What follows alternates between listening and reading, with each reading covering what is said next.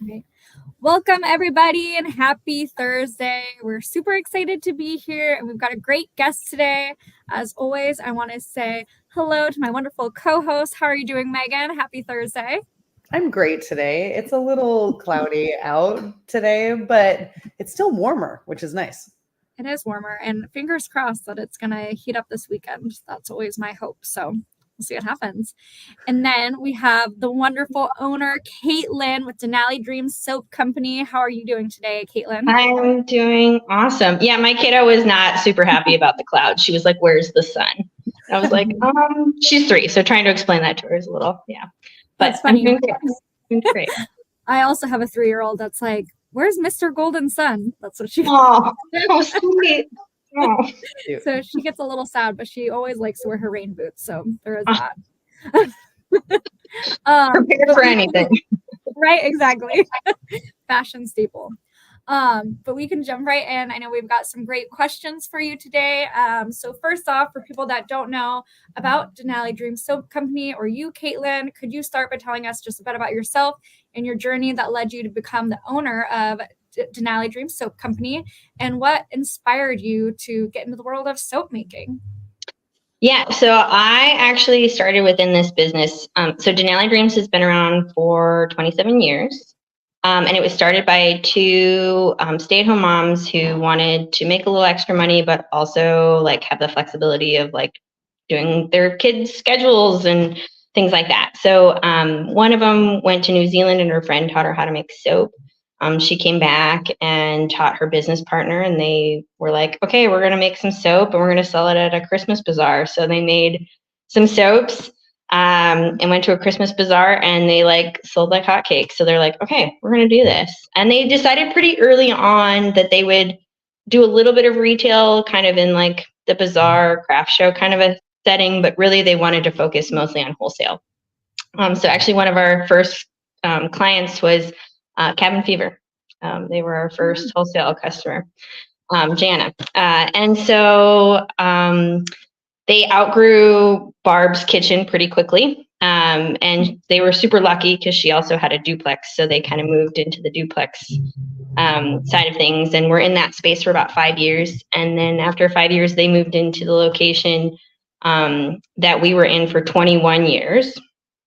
And kind of fast forward a little bit, I come in and I'm 14 years old and I need a job because I want to pay for, or I want to buy a car. And so I was friends with one of their sons and they were like, do you want to work? And I was like, yeah, absolutely. So I would label lip balms, and then they were just really wonderful people to work for. And so I continued to work for them, and I learned how to wrap soap.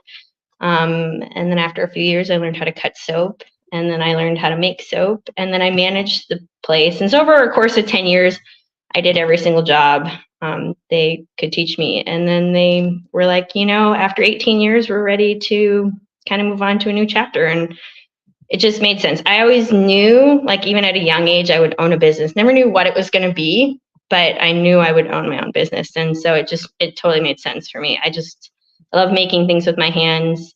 I love the business aspect of it. I feel like I'm in college because every day I'm like, okay, what am I going to learn today? Am I going to be a lawyer? Am I going to be a carpenter? Or am I going to make things? I mean, it's like every day it's just, you know, who knows what you're going to get up to. So, yeah, so I've been doing this almost 20 years. So I've owned it for almost 10. So. That is amazing. That's amazing. Like, congratulations. Right. I was not expecting that. Yeah, I did not know that at all about your company. And also, like, how beautiful to have someone come in so young and really learn all of the different hats in the building and in the business and have that firsthand experience. Like, what an easy pass sure, compared to trying to find someone to buy the whole company. Yeah. Yeah. Yeah. So was that your first job? No, I mean, I guess like a real job, maybe. I did some soccer reffing when I was even, you know, like, because I was like really gung-ho about buying my first, you know, a car. So at 14, I was like, all right, who's gonna hire me? So I reffed soccer, I would babysit, I did all sorts of odd things, but Yeah, so this was, I guess, my first real job. And then I would work for them kind of seasonally, part-time. It was pretty flexible over a course of 10 years, did some traveling, worked other jobs, went to school. So it was really nice that they were pretty flexible. So they able to do a bunch of How different. exciting though, to be able to like get one of your like first jobs and then to stay the whole time and then take over. I feel like at 14, that we really don't hear that very often. I don't think we've ever heard No. No. Yeah. It's been a real treat to kind of refine, my knowledge, and just keep learning. Absolutely. So to just dive a little bit more into Denali Dreams Soap Company, and you've taken over.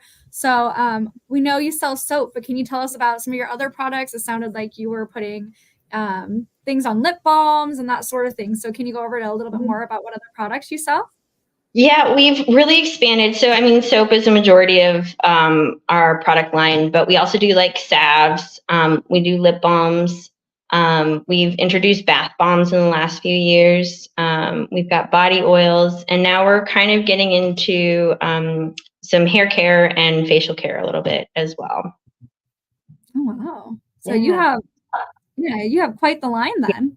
But yeah, a little bit for everybody, even dogs. We've got a dog line. Oh my gosh, that's so cool. Yeah. I love that.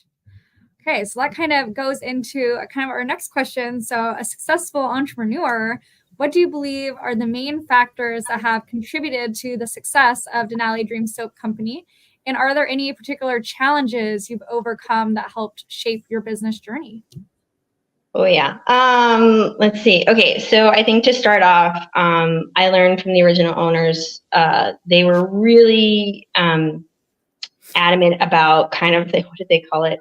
They would always be like, "We're just doing this, like pulling up our bootstraps." And so like they were real believers of like no loans, just kind of finding things to make things work.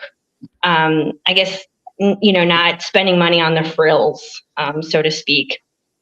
So, like if somebody was giving away, I think our old kitchen was built because their friend was remodeling their kitchen. And so they took all the cabinetry and put all the cabinetry in this sort of room and built their own like soap kitchen. And so they were very resourceful. And I think that was a huge success, because I think a lot of times when you have a business and you're building your business, you can kind of get sucked into buying really expensive equipment, and it can just really deplete your working capital pretty especially as a manufacturer. Yeah, right. And so I think with that being said, they really focused on putting their money towards high quality ingredients, and focusing more on that. As well as just making really smart business decisions, like not growing too quickly, too fast. Like if a big client would come along and be like, well, we want, blah, blah, blah. And they'd be like, well, this is what we can do in this amount of time. Because soap is actually a really timely process. And so, a lot of people come and they're like, okay, so I want, X amount. And you're like, well, actually, the reality of that is it takes 30 days to cure. So, and so I think they were really smart in that, and they really passed that on to me. And so, I was able to kind of take that knowledge that they had and sort of save. And we recently just bought a building and moved into our new space, which I'm so excited about. Congratulations. Yes. And so that, I guess that goes into one of my challenges was finding funding, which has been that was a really big hurdle. It took me a year to buy the building, and then almost like another 6 months to be able to really move into it. So yeah, I think that was a really big learning curve, construction and building codes and things that you think are like, oh, this will just breeze on by. And then they're like, oh no, that's not going to work. And you're like, well, I bought all the pieces, and then having to pivot and go in a different direction. So being flexible as a business owner and taking things with stride and not really getting stuck, being creative and being like, okay, let's think outside the box. How do we solve this? And then also educating yourself on resources that you need to know as a business owner. So like OSHA, I think a lot of times people get into business and they're like, what is OSHA, right? Like they don't even know what OSHA is, right? And OSHA covers like all businesses. And so especially if you have employees, knowing what's required of you in the OSHA sense is really super important so that you don't later on get a huge fat fine from them. So yeah, I think those have been some of my biggest challenge. Yeah. Learning to be, just be flexible and to educate yourself. Just to recap those quickly, you had the bootstrapping it, smart spending, right? I don't want to say being frugal, being resourceful. Yeah. Not growing too quickly, too fast. Not growing. Yeah. Yeah. And then flexible, thinking outside the box, educating yourself, especially as just a business owner in general. Yeah. Mm-hmm. Yeah. You talked about funding and how you had that challenge for a whole year trying to buy that building. What resources would you share? Or like, what did you learn from that experience? If you could shave off time now to do it again.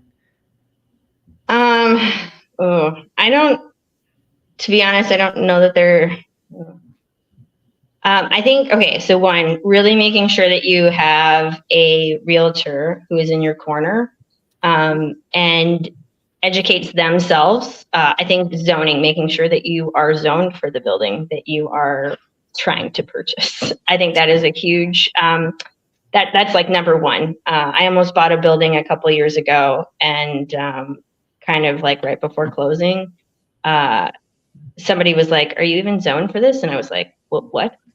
And it was just not something I had thought about. And, so, making sure that you're zoned, it ended up not working out. But yeah, that's a huge thing to probably pay attention to or Totally.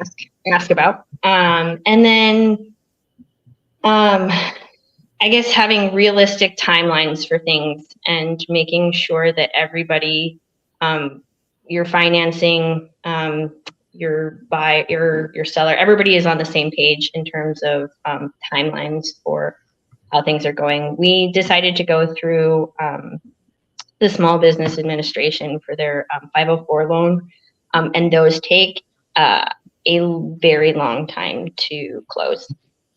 Which was not something that I was very aware of, and nor was the buyer. And so I think that really kind of created some struggles as well. So I think just having realistic timelines that everybody is aware of really could have helped, I think, make things a little bit more smooth. But yeah. Thank you. Thank you for sharing. Those are, that's some like, I also never would have thought of zoning. Right. Yeah. And I had a follow-up question with the zoning. So, because we've actually, we had another client that ran into a similar issue. So was it your real estate agent that was supposed to handle those, or did you have to go somewhere else to figure out that you were zoned, or like what resource did you use for that? So I guess essentially the first building, my realtor really wanted to, and I switched realtors, but my realtor at the time really wanted to push forward and was like, you can get this figured out. But I did some research and I found that it was going to be really difficult and it can take 6 months to a year to even switch the zoning. And so why the zoning for us is sort of complicated is because we are a manufacturer as well as a retailer. So we have very specific areas that we can and can't be. And so when we bought this particular building, by that point, I've looked at numerous buildings. I think I've looked at almost every single building on Spinard that has come up for sale in the last 10 years. And through that process, I've learned about a company, Scope Engineering. It's run, one of the guys is Ron Thompson, I think. He used to work for the city coding and zoning.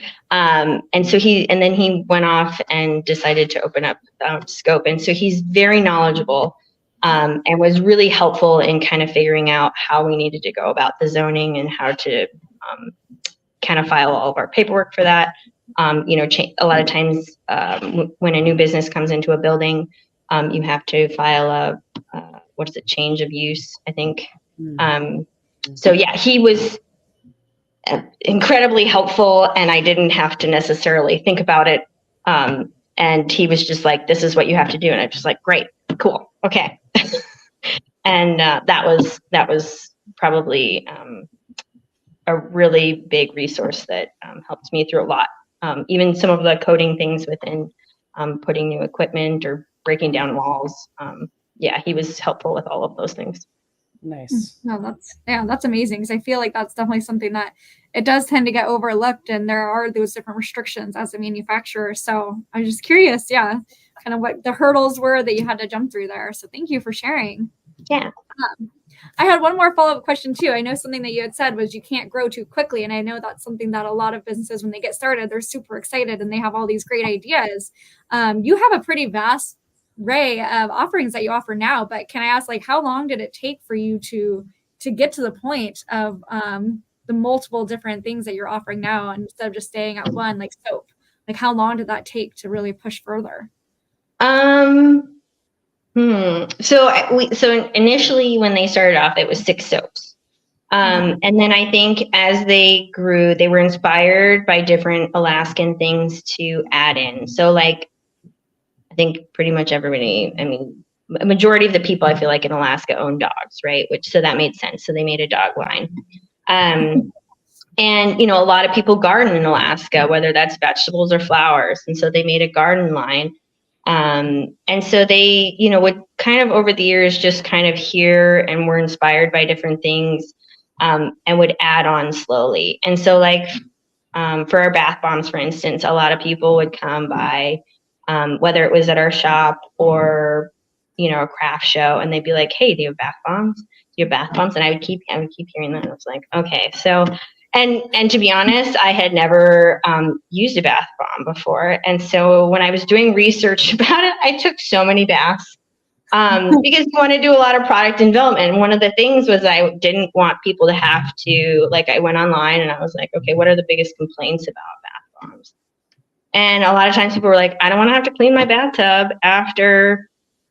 Yeah, and I was like, "Oh, who wants to like relax and be like, oh, cool, I have to get this pink ring." I mean, it's like the cat in the hat sort of a situation, and you're like, yeah, who wants to do that? So I did a lot of research and I took a lot of baths to try to ensure that was, something that our bath bombs didn't do for people. So I think, you have this idea and it's not just something that you like throw out there and you're like, "Oh yeah, cool. Okay, we're just going to make this."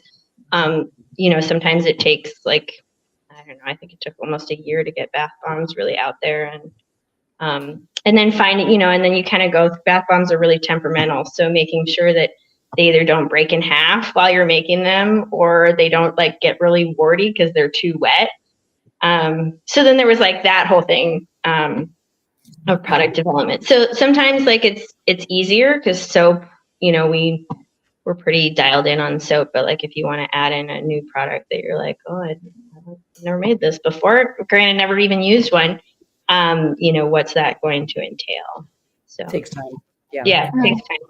I love that too. You looked up what people were complaining about the most, because you're like, how can I solve these problems? Yeah. You want to, I think as a business owner, you want to be able to solve people's problems.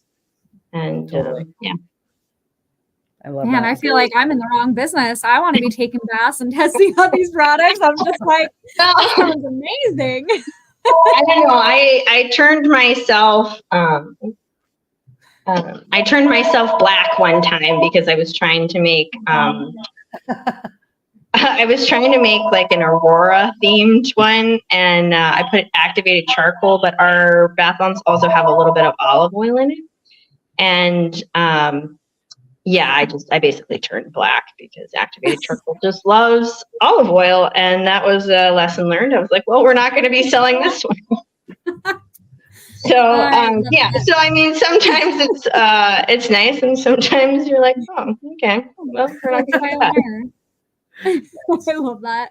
I'm an avid bath taker and I love bath bombs. So I'm like, that sounds really fun to help like craft that and to get that. So thank you for sharing. Like if you ever need a tester. Yeah, yeah, exactly. So Denali Dreams Soap Company, it's known for unique and high quality products. Something I want to get into are like, what are some of the key passions, principles that drive your creativity in your soap making process? Ooh, that's okay. So I think having like a passion to work with your hands, I think is a huge one. Something that I found is that like I love, I think it's really inspiring taking like raw materials and then turning it into something completely different. And I think a lot of our staff also has that sort of passion as well. So I think that's a huge factor and sort of inspiration that kind of just keeps driving us all to keep doing it. And then seeing people also enjoy it and like come in and talk about it.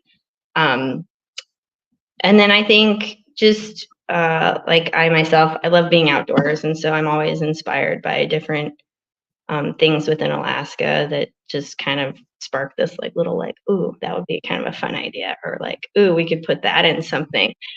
But at the same time, also being sort of mindful because we do use ingredients from that we go out and pick. Being mindful not to leave some behind so that it can grow. And then because we're a manufacturer, also having the thought in mind, like, can we harvest things responsibly and not, kind of devastate like an area because we're taking too much. So there's been some products that we have not launched for that reason that people have asked for because we just don't think that we can harvest it in a sustainable and responsible way. I don't know if did that answer your question? I'm sorry, I kind of went off on a little bit of a tangent. Can you tell us what was the thing that? Yeah. So we might release it just for like our retail customers in a really small batch. But a lot of people have asked for Devil's Club. And I've been doing a lot of research, and Devil's Club actually takes a really long time to grow. And so I think, maybe like other people on smaller scales can harvest it, but I don't think like if we were to wholesale the product, I don't think we could sustainably continue to offer it to our customers while also being mindful of the plant and different areas and just, So we might do a small little tiny batch, just kind of a special edition. We had some local beeswax that we bought. And so we might do like kind of an all Alaskan product that kind of involves all like a salve.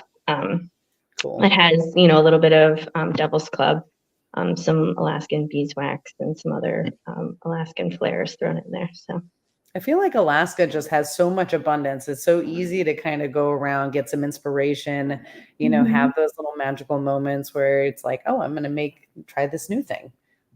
Yeah. Oh yeah, definitely. Yeah. I I don't think I could run out of ideas.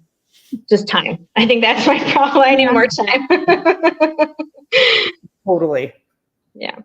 So talking how you're harvesting and you go out there and you are inspired by nature, do you have like, what are some of your like top sellers? Like what are things that you would see on the shelf people can go in and buy? So let's see. Our Glacier Glow is our #1 seller. And we go out to the Matanuska Glacier and we collect the silt that goes into the soap. I'm pretty sure if I wasn't making soap, I would probably be on glaciers studying them because I just think they are so cool. But that's just another tangent. So I think that's a #1 seller. We also have our goat milk soaps, which we get our goat milk from a farm up in Palmer. We've got our fireweed soap. We go and collect the little petals and we put the fireweed into the soaps. So those are some of our, and then we also have our lip balms, which people love, and we put Alaskan fireweed honey in those. Oh, wow. Nice. Cool. Thank you for diving into that. I was curious, and that glacier glow sounds fabulous. Well, it sounds really fun getting the materials to use for it too. Yes. When they still allowed you to drive out to that parking lot out there, we used to do staff picnics, and we would go out there and just, take our little buckets and fill up the buckets, and it was a really good time. They've now since kind of closed it down to the public. You have to take tours out there, but So. Nice. Oh, that's super cool. And going into one of our next questions. So for someone out there that is listening, that is looking into launching their own business, what tips and tricks would you share based off your experience, and what do you wish you had known when you had first started? So maybe when you had first taken over the business, what's something you wish you would have known from the beginning? Yeah, so I think because I did things a little bit backwards, I think it's a little different. But I think one of the biggest things, because the business, again, wasn't really created during a time when like branding was really important, that was sort of a challenge working backwards, because we had so many products, and over the course of so many years, it would be unlikely to kind of keep the same graphic designer for so long. And so there was like a handful of different designers that had kind of designed different labels over. So everything kind of didn't have a cohesive sort of feel, I guess.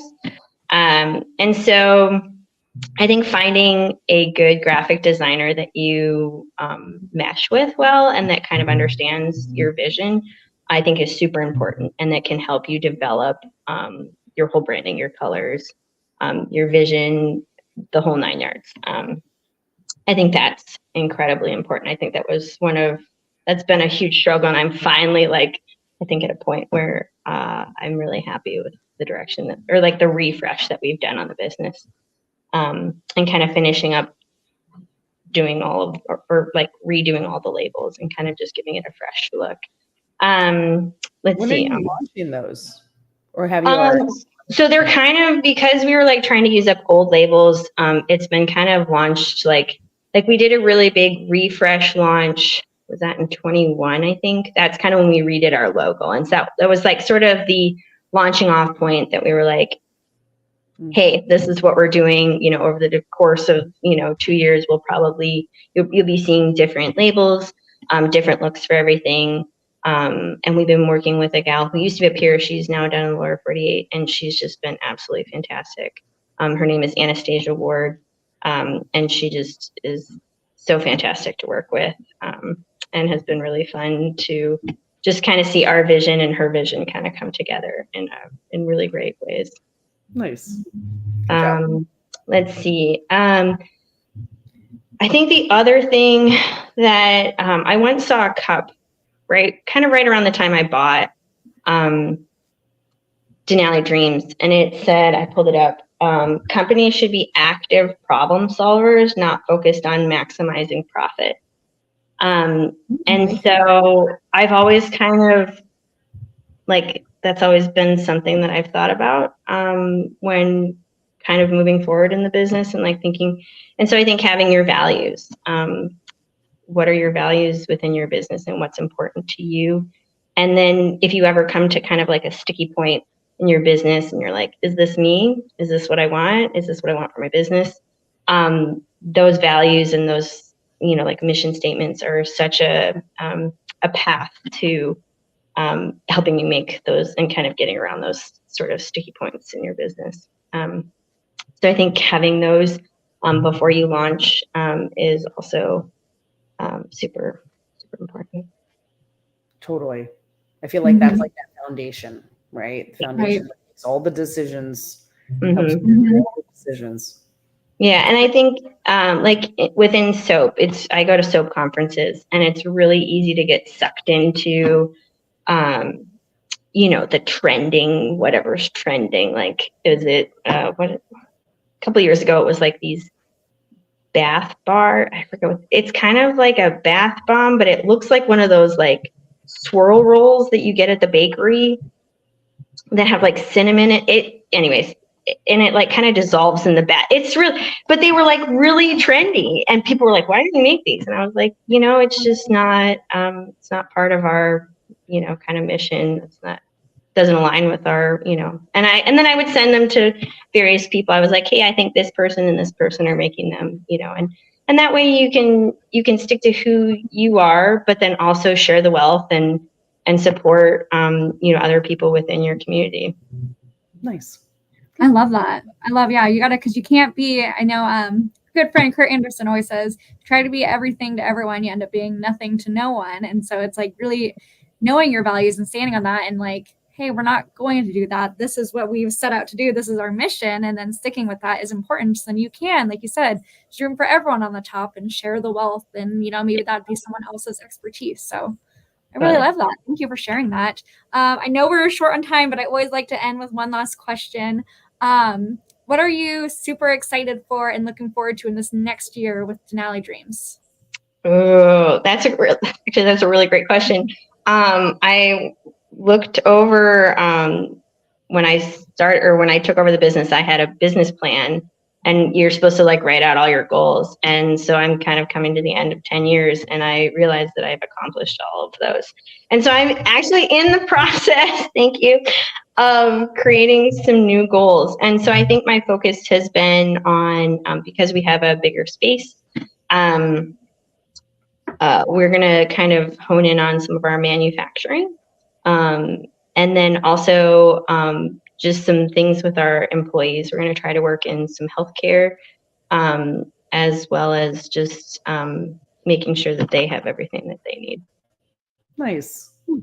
Yeah, with the challenges that we've had in that like realm of workforce too, that's so important, that we have to build our people up. Yeah. I mean, I solely believe that my staff is our greatest asset. So, and I mean, you've been with this company for like how long, right? So that's even better. I love it. Yeah. Thank you so much. Yeah. Thank you. You shared a really amazing story, and congratulations on hitting all your goals. That is amazing. Thank you. Yeah. I didn't I think sometimes when you're just like in business, you're just like have your head to the grindstone, and then you're like, oh wow, cool, I actually did all those things, didn't even realize it, but yeah. Well, that is amazing, and I'm glad you had those to really look back and be like, wow, I did accomplish all these things, and now you can set your next goals. So that's incredible. We've really enjoyed hearing your story and having you on the show, so thank you so much for your time. Well, thanks for having me. This has been fun. Awesome. And I want to say happy Thursday to everyone else that's going to be listening. We do these every other Thursday, so tune in a couple of weeks, and we'll have another great interviewee as well. And I hope you guys have a fabulous rest of your Thursday and a great weekend. Thank you all so much. Bye.